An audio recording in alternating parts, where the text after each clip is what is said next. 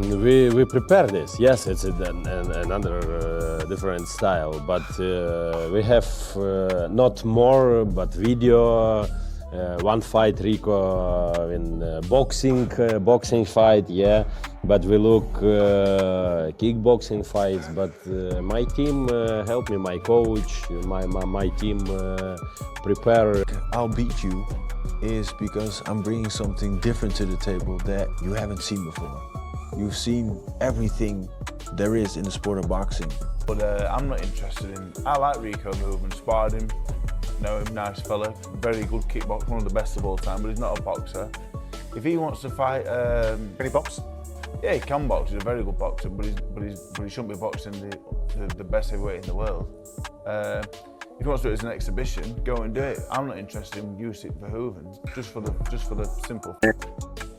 Oleksandr Usyk is the Rico Verhoeven in boxing. Yeah. So like he's been dominating for so long and in such phenomenal fashion. So I was like, wow, if we could do this, that would be like the cherry on. Oleksandr, what he's done, he's wiped the floor with everybody. He's established himself at the top there. So now you look at him and you'll think financially, will he be in a better position than Tyson Fury? No, not in my opinion. Anthony Joshua? No, not in my opinion. The big money fights aren't out there for him, so he's got to do something. He's got to put himself in a position where he's got to win, because he's proved he's top draw. So in this fight here, I think it creates interest, intrigue. I'm quite sure there's a healthy pay packet at the end of it. This is now business. This fight is splitting the boxing world in half. And when you see what's really happening behind the scenes, you'll understand why some people are absolutely losing their minds. And he's kind of earned the right to do what you want, but I at least expected it to be some sort of active boxer, someone of some, not to say, I don't actually know much about Verhoeven in terms of a kickboxer, what his quality level is, but what I'm saying is I expected it to be someone of a decent caliber of a professional boxer, but if it's not, then fine. Look, do your thing, do you, and hopefully he returns to actual professional boxing against some of the top. Tyson Fury is in camp right now with Rico Verhoeven. Not just casual sparring, real tactical work. They're studying footwork, his rhythm, his defensive patterns. This isn't some publicity stunt anymore.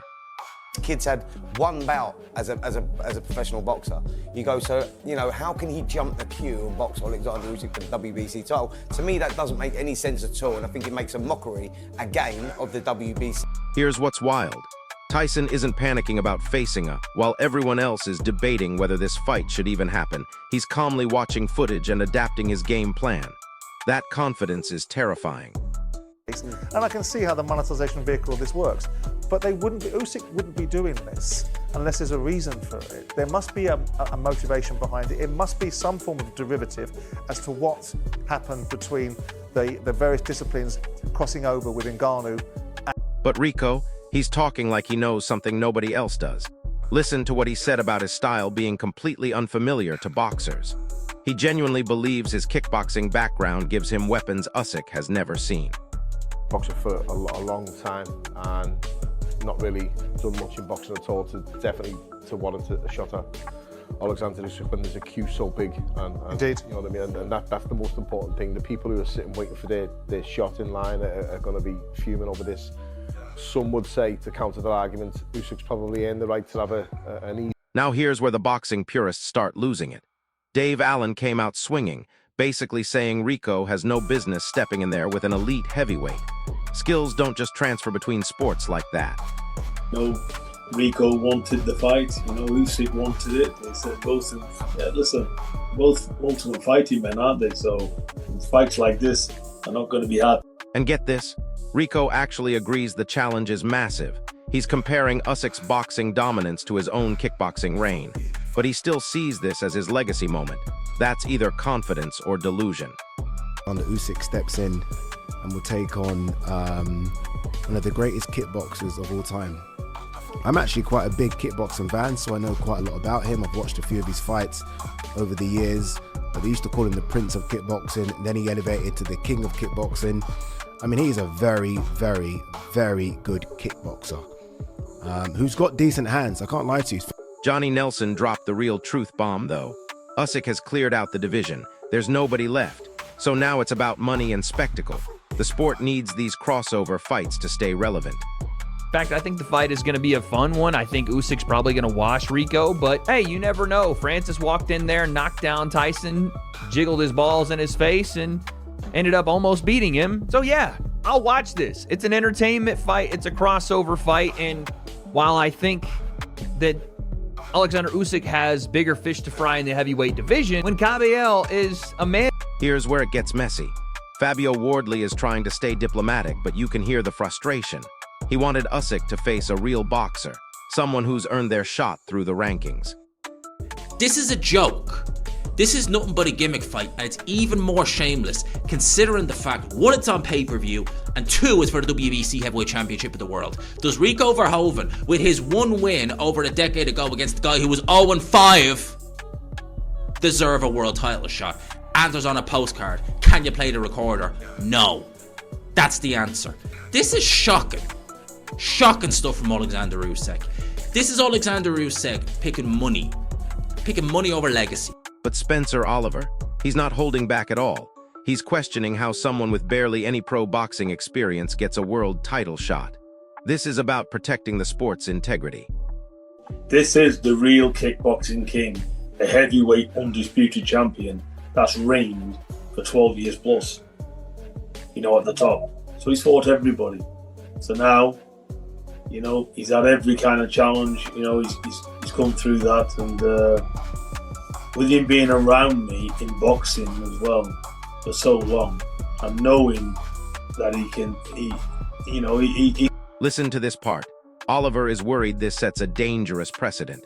If crossover fights become normal, what happens to fighters who have spent years climbing the rankings? The whole system breaks down. All right, it's going to be Verhoeven's second professional boxing match. But guys, Verhoeven is 6'5", 270, and he is like the dominant champion in kickboxing. I used to watch kickboxing all the time. Yeah. Growing up, if there was no boxing on TV way before the UFC, they'd like ESPN to have kickboxing on. I used to watch it, right? Chris, you have fought. Now look, it is not boxing. The WBC is caught in the middle here. They want the spectacle and the money, but they're also supposed to be the guardians of competitive fairness. And right now, they're choosing entertainment over merit. So there you have it. This isn't just about one fight. It's about whether boxing prioritizes sport or show business. Usyk stays focused while the entire boxing world debates around him. Here's my question, drop it in the comments. Is this crossover good for boxing, or does it damage the sport's credibility? If this breakdown opened your eyes to what's really happening, smash that like button and subscribe, because this division is about to get turned upside down. So there you have it. This isn't just about one fight. It's about whether boxing prioritizes sport or show business. Usyk stays focused while the entire boxing world debates around him. Here's my question, drop it in the comments. Is this crossover good for boxing, or does it damage the sport's credibility? If this breakdown opened your eyes to what's really happening, smash that like button and subscribe, because this division is about to get turned upside down. And here's something that'll blow your mind. The financial numbers behind this fight are absolutely insane. We're talking about a potential payday that dwarfs most traditional boxing matches. Rico's kickboxing fanbase in Europe is massive, and when you combine that with boxing's global reach, the pay-per-view projections are through the roof. But wait, there's more chaos brewing. Other kickboxing champions are now publicly calling out top boxers. This could trigger an entire wave of crossover madness. Imagine if every combat sport starts raiding boxing's heavyweight division for easy money fights. The timing of all this is suspicious too. Right when boxing needed a massive spectacle to compete with UFC's growing dominance, this crossover controversy explodes. Some insiders are whispering this was orchestrated from the beginning to generate exactly this kind of heated debate. What's really fascinating is how the fighters themselves are handling the pressure. Usyk's team is treating this like any other fight, methodically preparing and staying professional. Meanwhile, Rico is embracing the villain role, knowing that controversy sells fights better than pure skill ever could. The real victims here? Legitimate heavyweight contenders who have been grinding for years, watching a kickboxer potentially leapfrog them for the biggest payday in the division. That resentment is building, and it's going to explode soon.